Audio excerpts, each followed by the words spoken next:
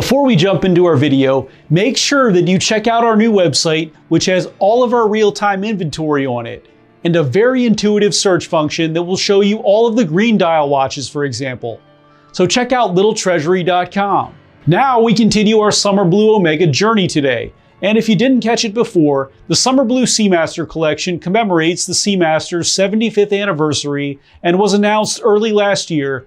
And some of these pieces are so hard to get that they have still yet to ship to most dealers. One special Summer Blue version from all Seamaster types is available. And today we have the most drastically modified version of the Summer Blue models, being the Aqua Terra Worldtimer. This one is not only in a summer blue tone, but they also changed a key function here by changing some colors, and you have to pay close attention to actually notice. So will this modified version of the Worldtimer be a new favorite for you, or will this be just way too much blue in one place? Let's find out.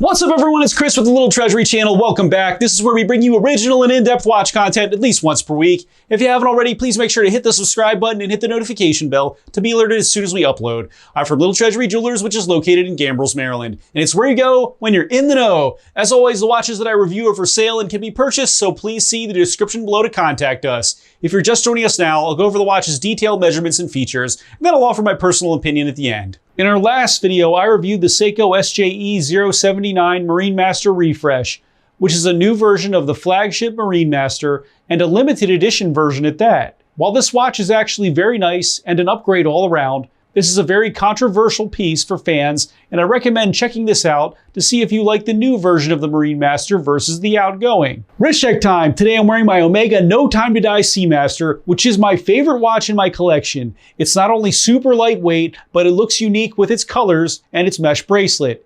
It will be an iconic Omega watch moving forward in my opinion. Now tell me which watch you're wearing while you're watching the video, and make sure to tell me why. Now let's get on to the features. The Omega Aqua Terra Summer Blue Worldtimer has a 42.8mm case width, a 14.3mm thickness, a 49.9mm lug to lug, a 21.1mm lug width, a 37mm crystal diameter, and it weighs in at 128.79 grams.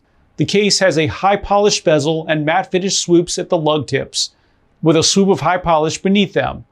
The sides are completely matte finished, and a screw-down crown can be found at the 3 position with the Omega logo on the top. Operating the Worldtimer is simple. Let's say you want to keep track of Tokyo time, and it is 2 p.m. there.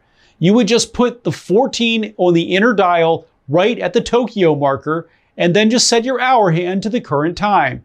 Easy. The dial has a sunbrushed summer blue gradient main area to reflect this watch's water resistance, with lines resembling teak wood going from top to bottom. Omega can be found in white with the Omega logo at the top.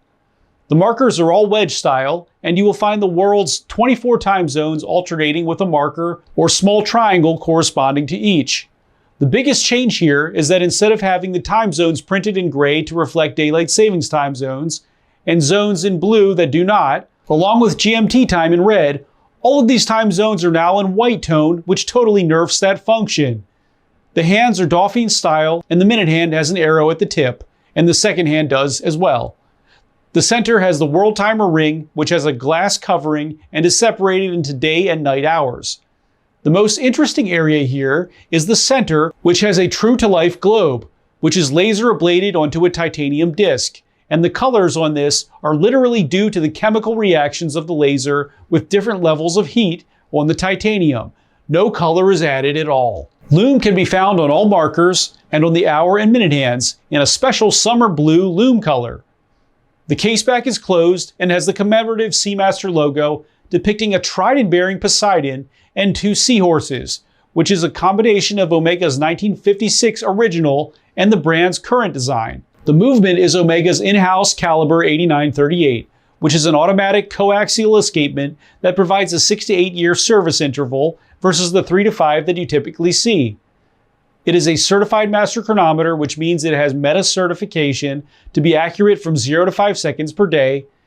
It is resistant to magnetic fields of 15,000 Gauss, which is equivalent to an MRI machine, and it has a 60-hour power reserve. The 38 in the movement number just references that this is a Worldtimer version of the 8900 caliber. The strap has an end link insert in the center, which is the signature of an Aqua Terra piece, and it absolutely comes out if you wanted to, so you could put a regular strap on here instead. The strap is made out of summer blue toned rubber with a wicker basket pattern in the center and light blue stitching on the edges.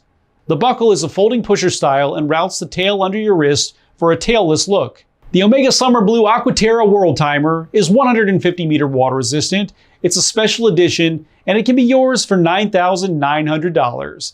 Now for my personal opinion. So I have mixed feelings about this one, honestly. I completely love the Worldtimer piece itself for how easy it is to use and how beautiful the laser-ablated center disc is and how unique it looks, to name a few reasons. And by the way, it does fit great on my 6.5-inch wrist. But this summer blue color takes a backseat to the original version for me. It's just too vivid of a blue tone to be paired with this light blue strap, and I would say perhaps it would be more pleasing to me on a bracelet because it's just so much blue. But some people will definitely like this color for sure. I also like how the original will let you differentiate between the DST time zones with different colors. And here they are all the same color, which removes that feature entirely. Let's be real though, this is a prestige version of the original and it exists to give you something special and different. So in that regard, and for many people, this will be a winner. You could look at this just like a unique version of the Worldtimer or a shiny version of a Pokemon if you're a Pokemon fan. That just looks more special but may not be better than the original. I'll recommend this to anyone who doesn't have a Worldtimer yet and wants something that looks great and feels special, and maybe the original version just didn't feel special enough. Or you're just a fan of light blue tones. Thanks for watching today, everyone. I really hope that you enjoyed the video. And of course, if you did, please make sure to hit that subscribe button, give this video a like, and share with all of your friends and your family members too. I look forward to seeing you next video.